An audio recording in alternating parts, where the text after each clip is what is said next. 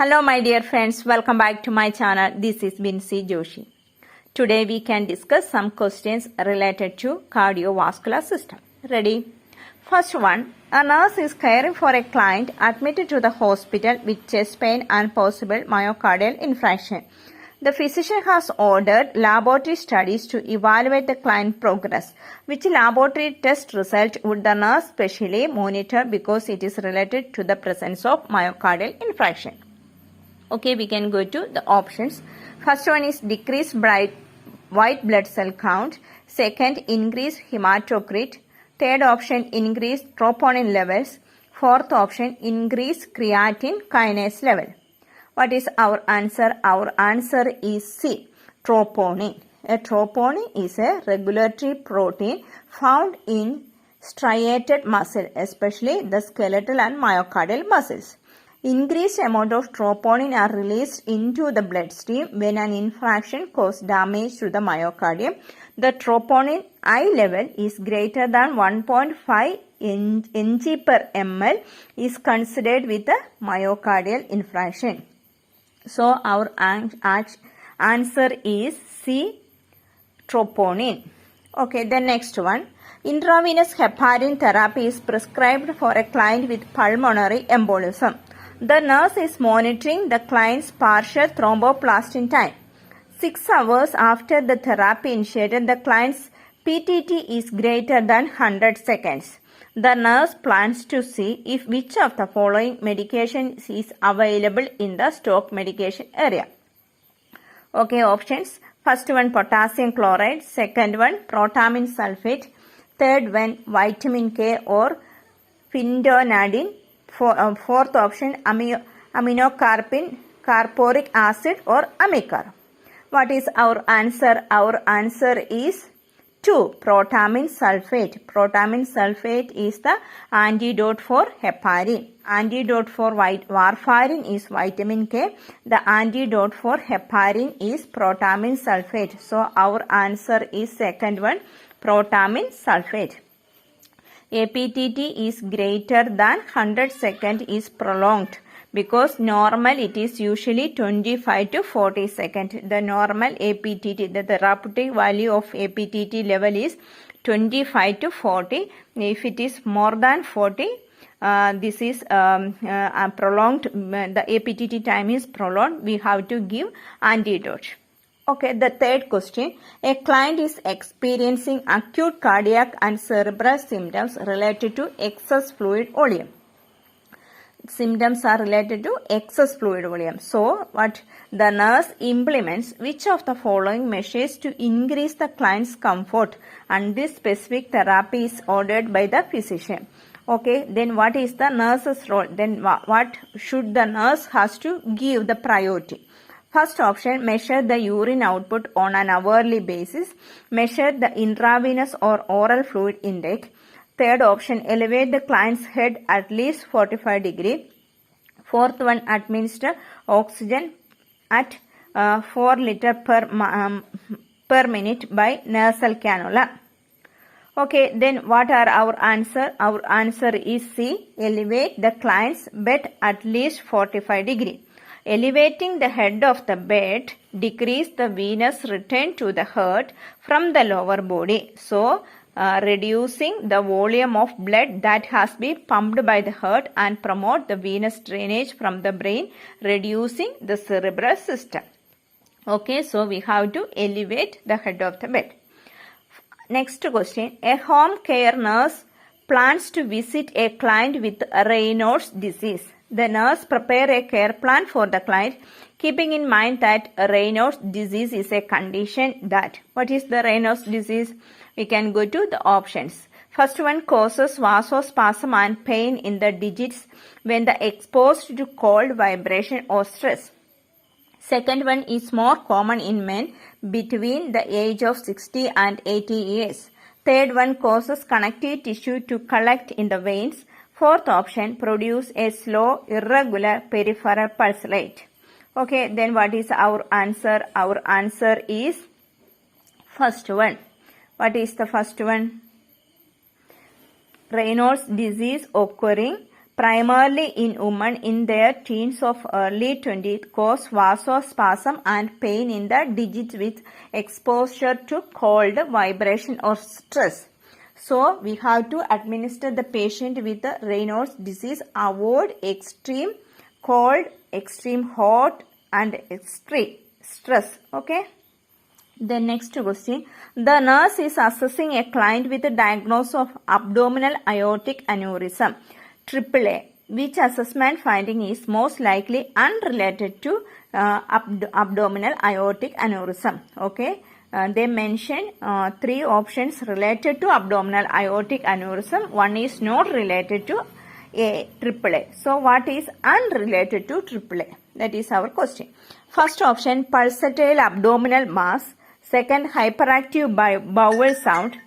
Third one, systolic bruit over the area of mass. Fourth option, subjective sensation of the heart beating in the abdomen. What is our answer? Our answer is hyperactive bowel sound is no hyperactive bowel sound. Option 2. This is not related to AAA. Pulsatile abdominal mass is occurring, systolic bruit over the area of mass, subjective sensation of heart feeling are occurring the patient with the AAA, but the bowel, hyperactive bowel sounds are we cannot hear. The next question. The nurse is assisting with positioning the client for pericardiocentesis to treat cardiac tamponade. Okay, cardiac tamponade. How should the nurse position the client? The position for pericardiocentesis. Options: supine with a slight Trendelenburg position, lying on the right side with pillow under the head, lying on the left side with pillow under the chest wall. Fourth option, supine with head of the bed elevated at 30 to 60 degree. Our answer is fourth one. The client undergoing pericardiocentesis positioned in supine position with the head of the bed raised to 30 to 60 degree angle. So our answer is fourth one. Next question. A nurse is caring for a client immediately after insertion of a permanent demand pacemaker through a right subclavian vein. Pacemaker insertion. After the pacemaker insertion, the nurse right to do which of the following on the client's care plan as an important measure? First one, limit movement and abduction of the right arm, limit movement and abduction of the left arm, assist the client to get up and ambulate twice in the first 24 hours, encourage the client to do active range of motion to the right arm. What is our option? The patient has undergone pacemaker surgery. So what the nurse has to do or what the nurse has to advise the client? Our answer is first one, limit movement and abduction of the right arm, because the pacemaker has done on the right side. So limit the movement and abduction of the right arm. Second option is wrong because it is on the left arm.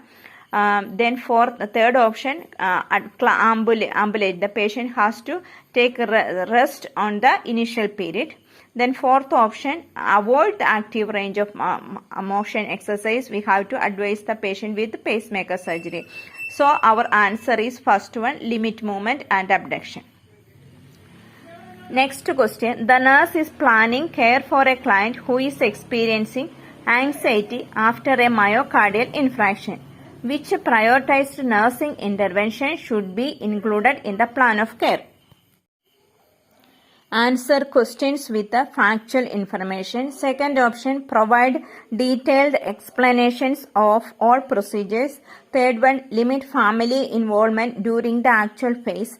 Fourth option, administer an anti-anxiety medication to promote relaxation.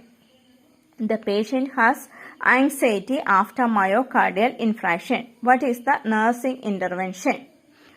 Our answer, accurate information reduces the fever, strengthen the nurse-client relationship and assist the client with dealing reality with the situation.